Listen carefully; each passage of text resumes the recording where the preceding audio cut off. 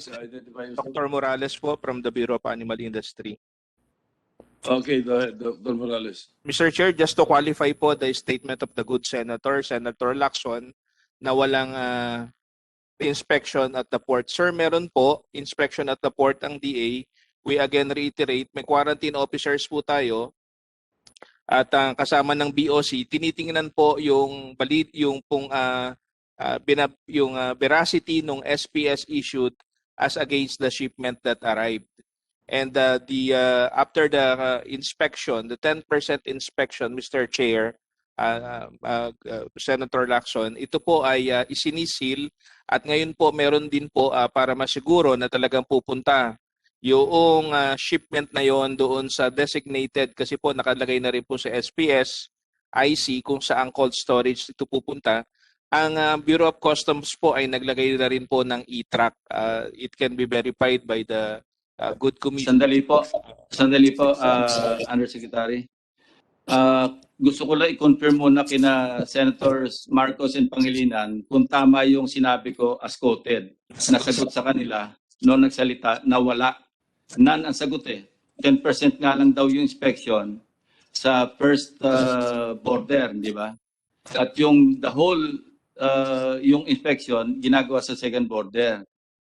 So, gusto ko lang kasi kanina lang ito nangyari, sinasabi nyo hindi ganun. Eh, yun na nga ang sagot kanina eh. Mr. Chair. I was just quoting the response given just a while ago, a few minutes ago. Mr. President, we will, with the permission of Senator Go ahead, Lacson. Senator Pangilinan. Yes, we confirmed that. We precisely raised the question of bakit 10% lang. At tinanggap na meron silang inspector pero 10% lang doon sa first border. Now, tapos, they further answered, doon sa second border, 90% kinocover. But sa first border, based on the law, 10% lang ang nai-inspect.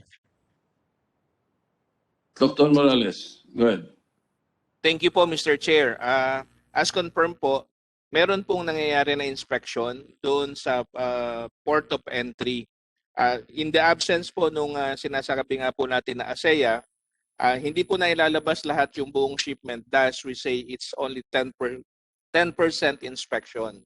At naglalagay po tayo ng safeguard, naglalagay po ng seal, itinatag po si NMIS para po nang sa ganon, sigurado po na masalo ni NMIS yung na-inspect po doon sa port of entry ay masalo ni NMIS doon po sa second border inspection area.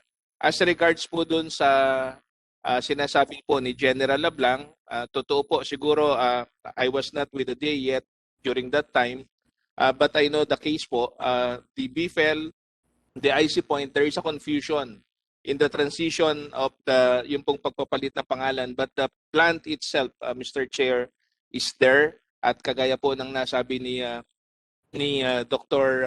Salvador, ito po ay hindi natanggalan ng tao, ng inspektor, kaya po pag may dumadating, dun pa rin po itinatag ng PAI si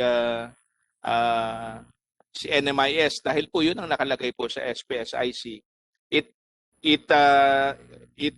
Administratively, Mr. Chair, yun po maaaring mali yung pangalan. It's supposed to be napalitan na yung pangalan. But the physical plant itself and the inspection process during this time has continued, Mr. Chair. Thank you very much. Mr. President. Senator Marcos, with the permission of Senator Lacson, go ahead. Yes, thank you very much, Mr. President and Senator Lacson. Like Senator Pangilinan, I am confused by the answers of DA.